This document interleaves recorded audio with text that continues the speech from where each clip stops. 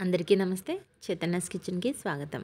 ఈరోజు వీడియోలో ఉసిరికాయలతో ఇన్‌స్టాంట్‌గా చేసుకోగలిగిన ఒక పచ్చడిని తయారు చేసి చూపిస్తాను. ఈ పచ్చడి చాలా టేస్టీగా ఉంటుంది. మీరు కూడా ఒకసారి ట్రై చేయండి. ఉసిరికాయ పచ్చడి కోసము 6 ఉసిరికాయలను తీసుకున్నాను. ఈ విధంగా ఉసిరికాయలను చిన్న చిన్న ముక్కలుగా కట్ చేసుకోవాలి. ఇప్పుడు ఒక బాండి పెట్టుకొని ఇందులో 1 స్పూన్ వరకు ఆయిల్ వేసుకోవాలి. ఇందులోనే పావు స్పూన్ మెంతులు, హాఫ్ స్పూన్ వరకు ఆవాలను, 1 స్పూను పచ్చిశనగపప్పును, 1 స్పూను మినపప్పును వేసి బాగా వేయించుకోవాలి. ఈ పప్పులన్నీ కొద్దిగా వేగిన తర్వాత ఇందులోనే 1 స్పూన్ వరకు జీలకర్రను కూడా వేసి మరొకసారి వేయించుకోవాలి.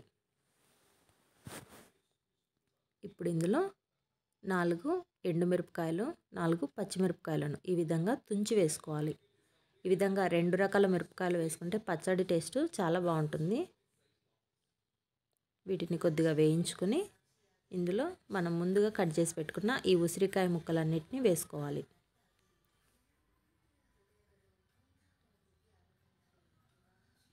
ఇప్పుడు ఉసిరికాయ ముక్కలను బాగా కలుపుకోవాలి. ఇప్పుడు ఇందులో తగినంత ఉప్పును వేసుకోవాలి. కొద్దిగా పసుపును కూడా వేసుకోవాలి. ఈ ఉసిరికాయ ముక్కలను మరొకసారి కలుపుకొని మంటను తగ్గించి మూత పెట్టి మగ్గించుకోవాలి. మధ్య మధ్యలో మూత తీసి చూసి కలుపుకుంటూ ఉండండి, లేకుంటే మాడిపోతుంది. ఇప్పుడు నేను ఇక్కడ వీడియోలో చూపిస్తున్నా కదా, ఇలా మనం గరిటెతో ఇలా ప్రెస్ చేస్తే ఉసిరికాయ ముక్కలు బాగా మెత్తబడ్డాయి కదా. ఈ విధంగా అయ్యేంతవరకు మనం మగ్గించుకోవాలి. ఇప్పుడు స్టవ్ ఆఫ్ చేసేసి వీటిని ఒక మిక్సీ జార్లోకి వేసి గ్రైండ్ చేసుకోవాలి. నేను ఇక్కడ ఎలాంటి వాటర్ వేయకుండా గ్రైండ్ చేశాను. మీరు అవసరమైతే వాటర్ వేసుకోండి. ఇప్పుడు పచ్చడికి తాలింపు పెట్టుకుందాము. తాలింపు కోసం ఒక చిన్న బాండీ తీసుకుని అందులో కొద్దిగా ఆయిల్ వేసుకుని శనగపప్పును వేసుకోవాలి. అందులోనే కొద్దిగా మినపప్పు, కొద్దిగా ఆవాలు, కొద్దిగా జీలకర్ర వీటన్నిటిని బాగా వేయించుకోవాలి.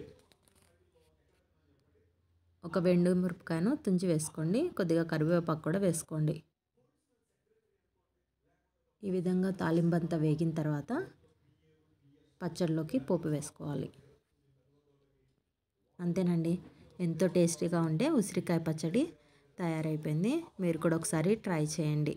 ఈ పచ్చడి అన్నంలోకి చాలా బాగుంటుంది. మీకు ఈ వీడియో నచ్చినట్లయితే లైక్ చేయండి, షేర్ చేయండి. మరిన్ని వీడియోల కోసం నా ఛానల్ని సబ్స్క్రైబ్ చేసుకోండి. Thanks for watching.